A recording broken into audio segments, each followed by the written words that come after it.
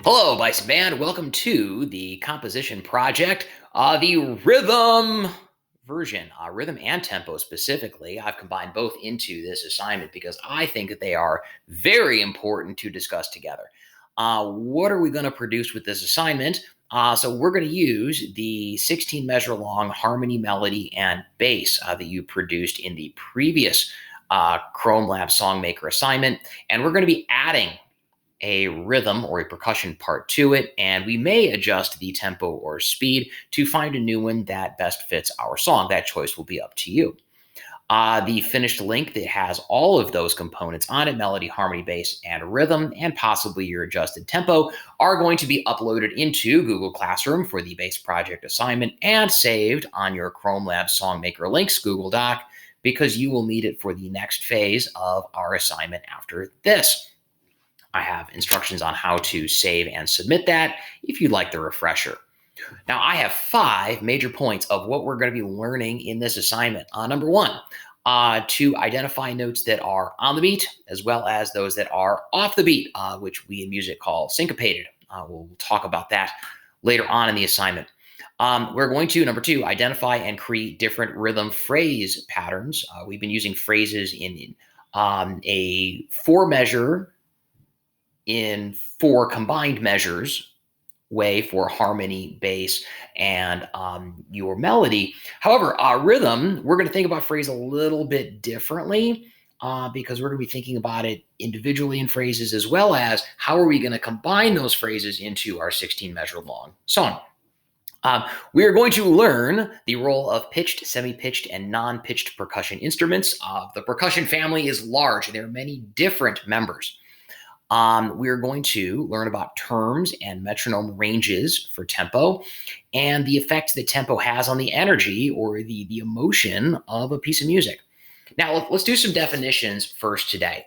We are going to define rhythm first today, which is a noun. It is a strong, irregular, repeated pattern of movement or sound, the length of time between each major beat, or a sequence of sounds and silences. Now, what does that mean for us? Well, it means that rhythm is the part of a piece of music that is typically played by instruments in the percussion family, with the notable exception of some pitched percussion instruments like the xylophone. We'll talk more about that percussion family later. The rhythm part establishes forward motion. It provides emphasis on important beats or moments in your music and helps to maintain the tempo. So if you notice that you have a rhythm part, maintaining that at your steadiest possible pace is very important. Make sure that you are watching the conductor, that's me or whoever happens to be on the podium, to make sure that the tempo or the speed that you're playing is matching the conducting pattern that you see. Now, outside of the percussion family, it is possible for any instrument to assume a rhythm role, and often this happens with repeated rhythm patterns with very few note changes, like you'll be playing the same note just in a rhythm. And we would call that, most often we call that an ostinato is the musical term for that.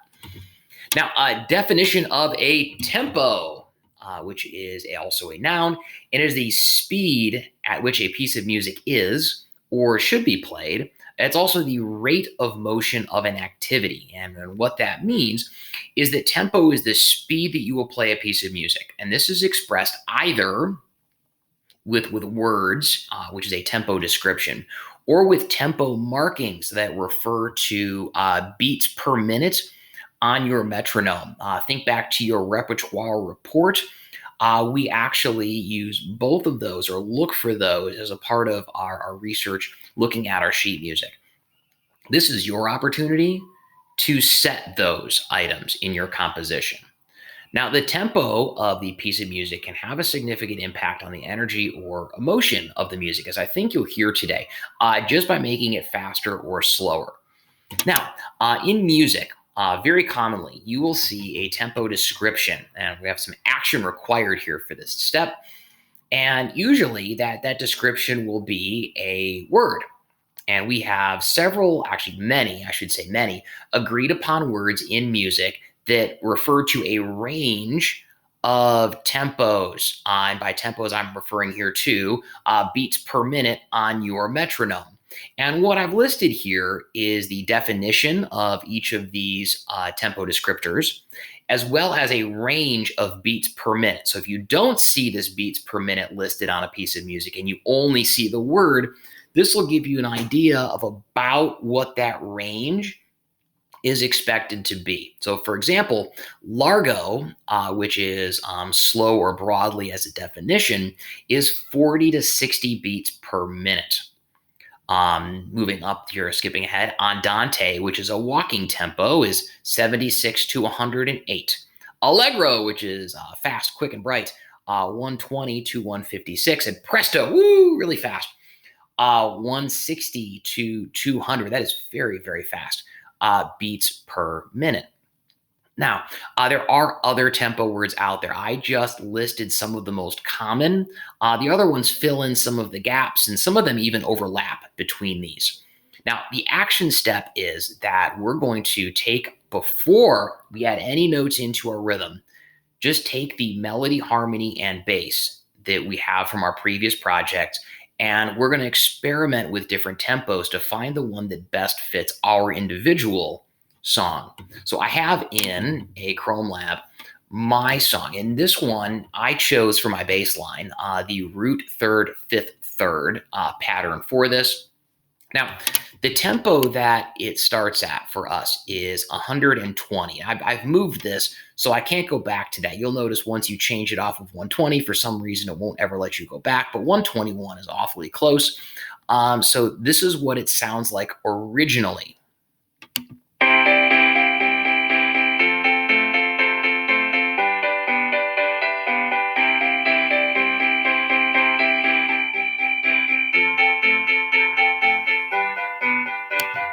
So I'll just play a little bit of each one for you. Now, if I drop the tempo down like to less than half the speed, and I'm going to take this down into the largo range. So I'm going to bring this down to 55 beats per minute, which again is in the largo, slow broadly range. You're going to notice quite a different feeling to this just by slowing it down.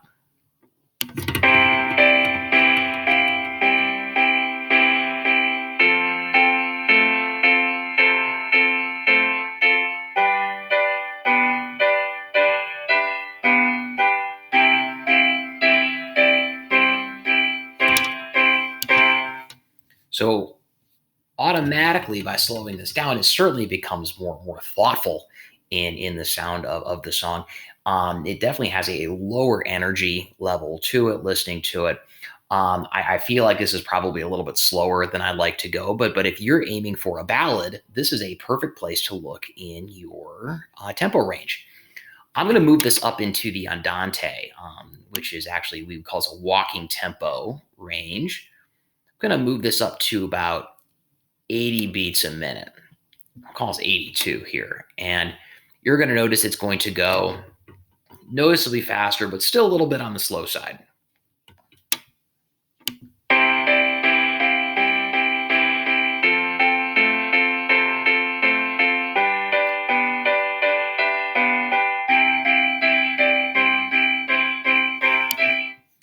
Now, I do like this better, just for my personal song, the one that I created here. I do like this better than the largo, but I'm not sure that this one yet is the right fit for this. So I'm gonna go ahead and I'm gonna keep looking here. I'm gonna move this up into moderato territory. So I'm gonna take this up to 111 beats per minute. So not as fast as it started, but we're getting closer.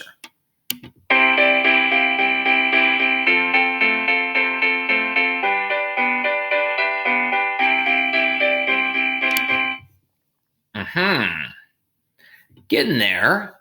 I'm going to move this faster. We've already heard it at 120, so I'm going to move this over to 128. This is the lower end of allegro, so we're just getting into the fast tempos here.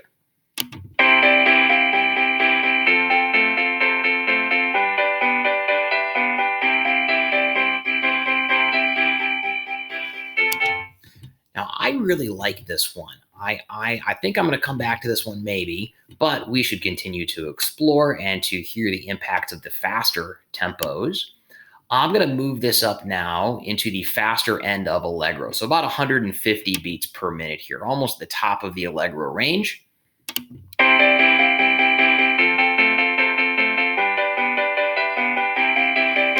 Oh, wow, that is really fast. That's a little bit too fast for me. And I know that at this point that going up to, 180, well, this is probably going to not solve my problem of that sounding too fast. This is going to sound even faster still. But for the sake of experimentation, let's give a listen to this. This is in the presto range.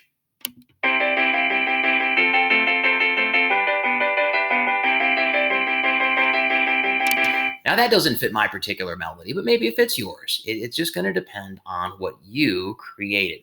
So I'm going to reset this to 128. And I think that's where I feel like my particular song sounds best for now. Okay. Now, I did a little note down here at the bottom, and I hope what you heard this is that faster tempos tend to sound exciting and happy. Slower tempos may have a more serious or a thoughtful feeling to them. And of course, that changes gradually as your tempo shifts faster or slower. Now, where are we going to place our rhythm in the song maker? Underneath your bass line, there is a set of dots, 2 rows that produce different sounds. And we're going to place our bass line down below, place our rhythm down below our bass line in that area. Now, where do we start? So we've chosen our tempo. Our next action step is going to be establishing a pattern for the phrases of our rhythm part. And just like for our harmony, melody, and bass, the rhythm should follow a form that focuses on 4-measure phrases. So we have to figure out a form for those phrases and then decide how we're going to organize them over the course of our 16-measure long song. And we've got a lot of options for this, a lot of creativity that we can put into our rhythm part. Now, rhythm menu that I've created for you. The key for the rhythm and phrase form notation. And this is really important here. I'm notating each of the rhythm phrase forms with a combination of letters, A, B, C, etc. And they are designed to show which measures in your phrase match and which are different. Each letter represents exactly 1 measure. And note that I always use 4 of them because we are thinking about 4 measures in a phrase. That's really important. Always thinking in 4s. Letters that match are exactly the same. Letters that are different should have changes, small or significant, the choice will be yours, that differentiate them from the other measures. Now, thinking about form overall for your full song. So when thinking about form for your full song, all 16 measures, we're going to be thinking about it in 4-measure groups, or again, how we're going to organize these 4-measure phrases. And we should think about our rhythms really the same way that we did our harmony, bass, and melody. So we can approach it with a couple options here.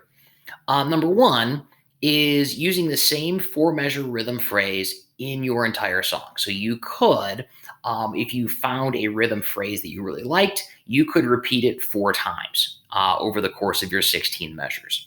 Options 2 and 3 are very similar, and it's going to depend on if you have a similar phrase or a different phrase. Now, for option 2, your harmony, bass, and melody have phrases that are labeled same or similar, and for those, you are going to have the same rhythm form for anything labeled same or similar. And the only one that you are going to have a different rhythm form for would be a phrase that you labeled different when you were creating your harmony melody. For option 3, do the same thing as option 2, except you're also going to make a slightly different rhythm form for any measure or a phrase rather that you labeled as similar. And that just depends on if you had a similar phrase in your composition or not. I happen to, but you may not. Now, on to the menu. I have 6 different phrase forms for you. Number 1 is 4 matching measures. You'll notice I put form A. And I included letters on the screenshot that I put down here to show you that each measure has exactly the same rhythm in it. Let's listen to what that sounds like. And again, I have it at 128 beats per minute. That's the tempo that I really liked. And for the instrument here, I chose the drum pad here, and that is going to have a snare drum and a bass drum sound. So let's give a listen.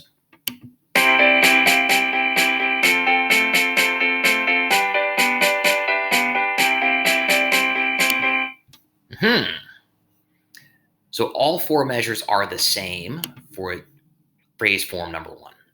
Phrase form number 2, 3 and 1, A, B. And so characteristics of this one, you have 3 measures that are the same, 1 that is different. And again, I labeled them on the screenshot as well, A, and then your B measure is going to be a different rhythm. Let's listen. Again, same instrument, same tempo for comparison.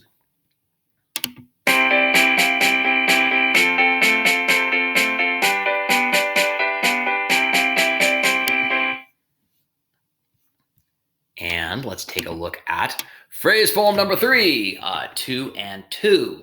For this one, I have created A, B. You're going to notice that my A's tend to repeat on here. So all of my A's are the same for all of my different phrases. That's just to keep things consistent. What I really want to point out is that the rhythm that you create is going to be yours. The rhythms that you make for these different, whether it's A or B or C, in your measures, that's going to be your rhythm that you make. I am just offering the one that I created. Yours will be different than mine. Now, A, B. A's match exactly, B's match exactly. Let's give a listen to what that sounds like.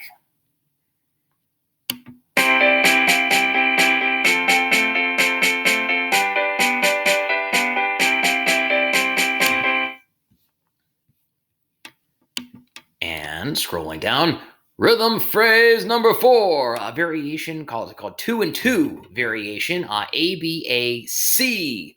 So it's a lot like phrase form number 3, except that A's are the same, B is different than A, and C is different than both A and B. So let's give a listen to what this one sounds like. This one might be a great one to use at the end of your song, by the way. And same tempo, same instruments for comparison.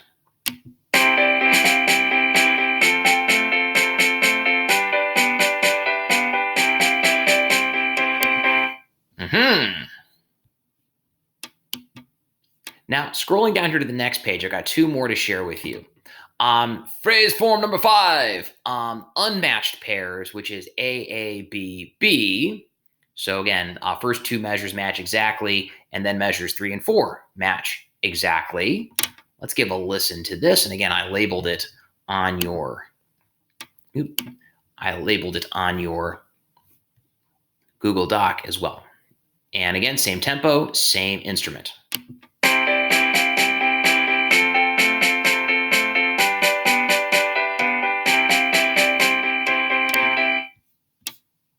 And I've got one more to share with you. Phrase form number 6, unmatched pairs variation, which is A, B, C. This one will also be a great example to use at the end of your song. So A's are the same, B is different than A, C is different than both A and B. And there it is. This is my A, B, C form. Last one to show.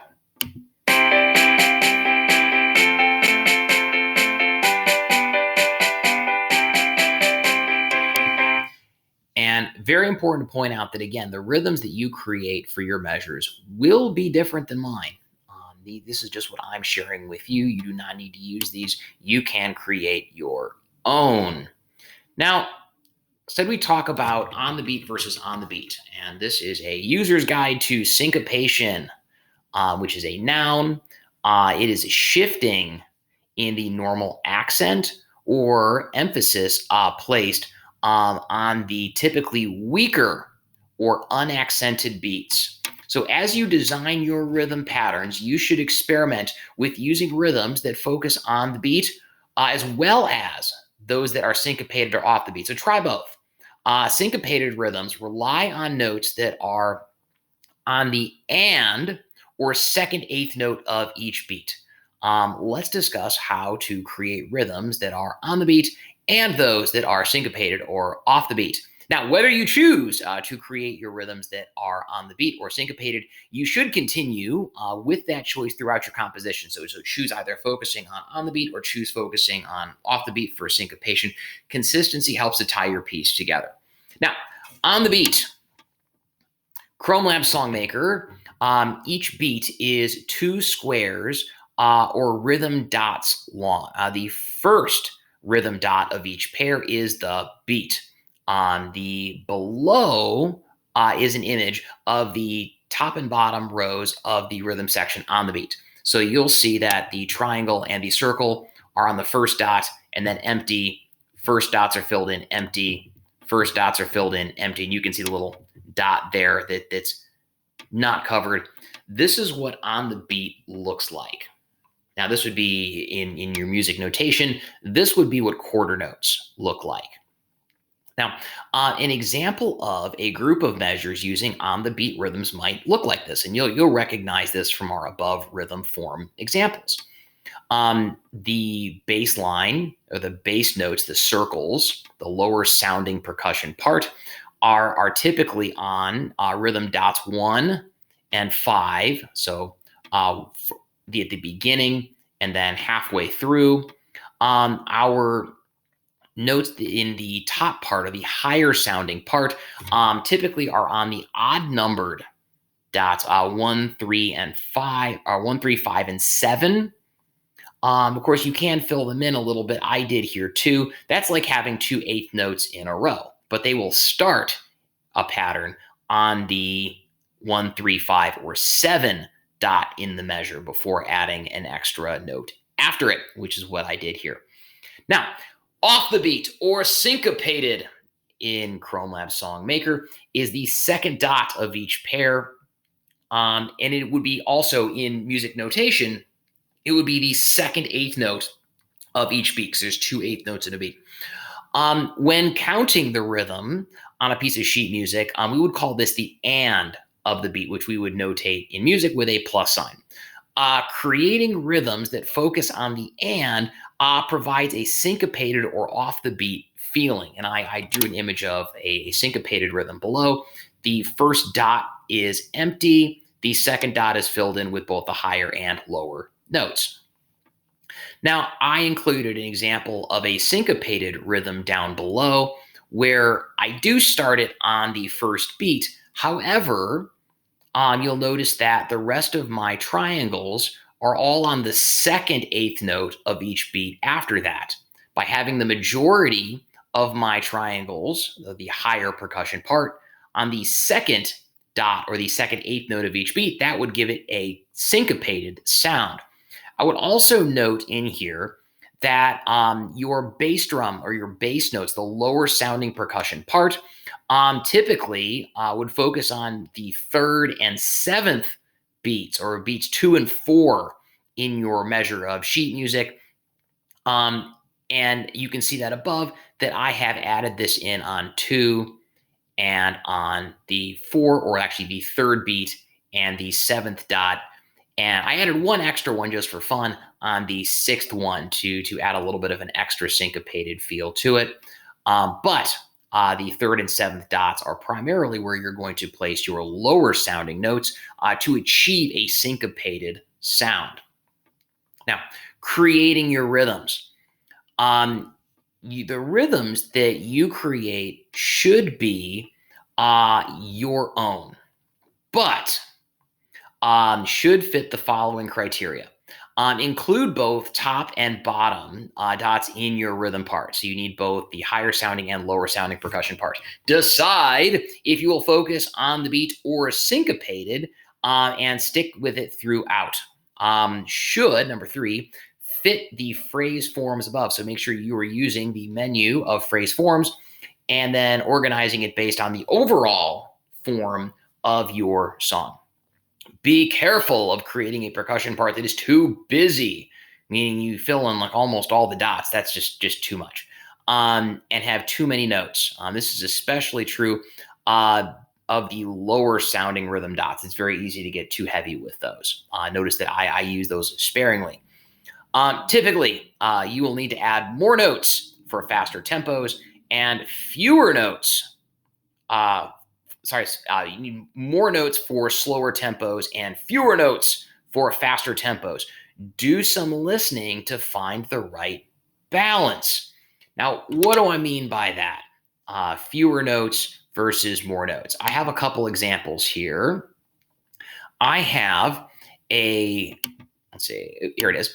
I have an example here at 65 beats per minute.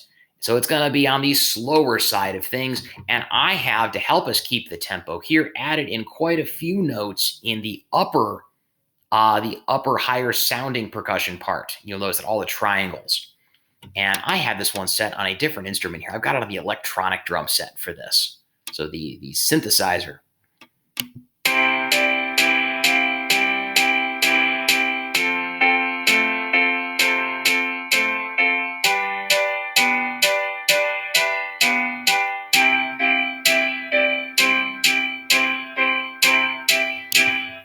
So slower tempos benefit from having more notes in your rhythm part, particularly in the higher sounding dot.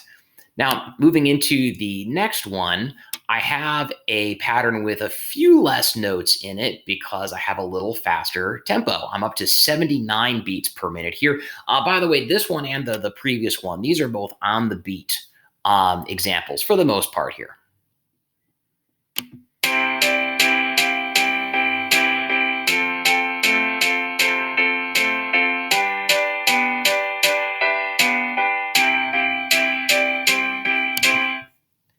So that would be a mostly on the beat example. And this would be, again, a tempo at 79 beats per minute.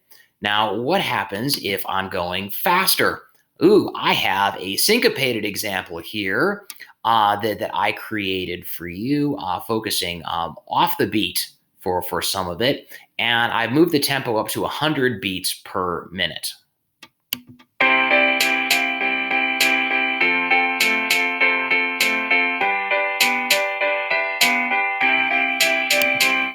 See, I think this one shows that you don't need a whole lot of notes filled in as tempos go faster to really create an interesting sound.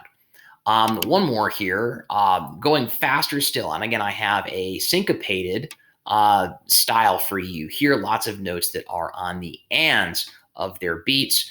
And I'm using a tempo at 145 to do this here.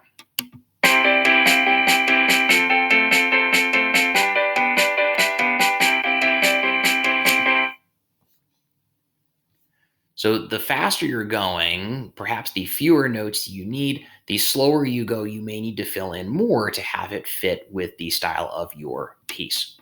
Now, scrolling down, let's talk about different families of different members of our percussion family. The first one, we talked about instruments that are in the percussion family that probably aren't going to be doing a lot of the rhythm part. They can, but they most often don't. And that would be our mallet percussion instruments. We have xylophones and marimbas in our classrooms. However, those will mainly play notes in the melody or the harmony or the bass. Now, let's get into a really interesting pitched member of the percussion family. It's actually a drum. So it is the only member of the pitched family that is a drum. And timpani, which come in a set. Anywhere between 3 and 5 of them. And they are actually tuned to a specific pitch, and they can be adjusted with the foot pedals. Timpani players use a pitch pipe or another device to give them a pitch, and they actually move the foot pedals to make it match the pitch that they're listening to. And that pitch is suggested in the music by the composer. So your timpani part will tell you what to tune each drum to. This will, unlike other members of the pitched percussion family, this will be a part of the rhythm part of a piece of music. Now, there are semi-pitched percussion instruments, and these are instruments that have different notes, but the notes aren't set to a specific letter name or a specific pitch. For example, we have concert tom-toms, which are two different drums, a larger and a smaller. One is a higher sounding drum, the other is a lower sounding drum. Again, the smaller drum will sound higher pitched, the larger drum will sound lower. In marching band, we actually have a version of those that we wear on a harness. I included that. Those are marching band toms, which we actually call quad toms. Those are 4 pitches. Again, a smallest drum, a little bit smaller, a little bit larger, and a larger still to create 4 different pitches. Now, the first option here that is actually one available in ChromeLab is the wood blocks, which in this form are also sometimes called temple blocks. And so I highlighted that this is one of the options in ChromeLab. We have a set of these in our classrooms.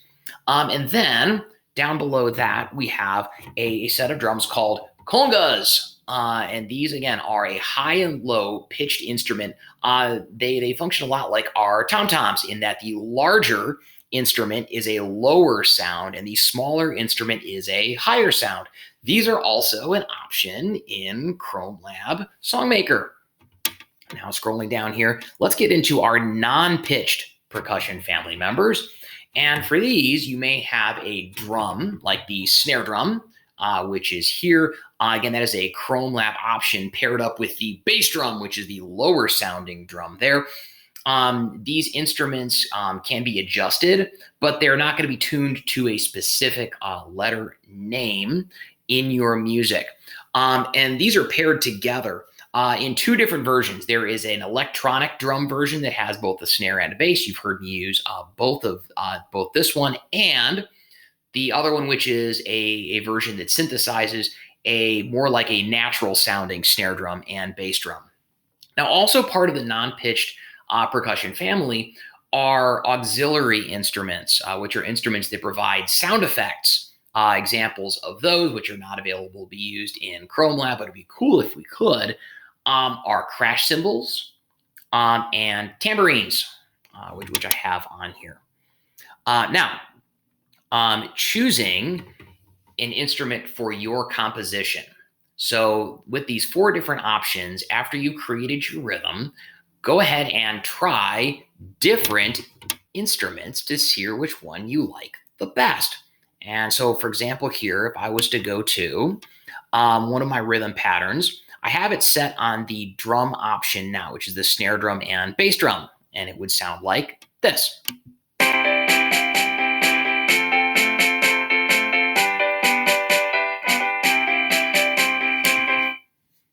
Well, let's give it a listen as the congas, which again is 2 different pitches. The larger drum would play a lower sound. The smaller drum would play a higher sound.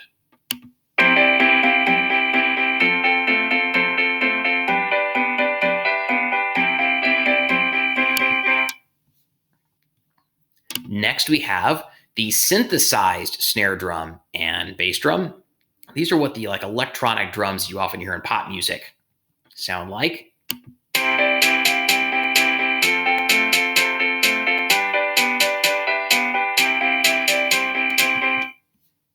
And then our last option is the wood blocks. And again, a larger wood block would play a lower sound, a smaller wood block would play a higher sound.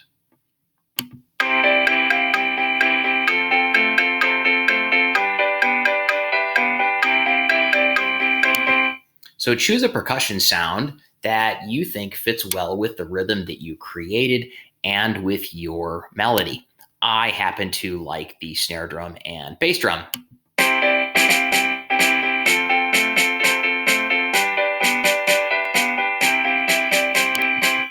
That happens to be my choice, and I'm going to stick with that one. The one that you choose will be up to you. So when you are done with this, go ahead and copy this link and submit it into your Google Classroom rhythm assignment, and make sure that you preserve this link for the next step in our composition project.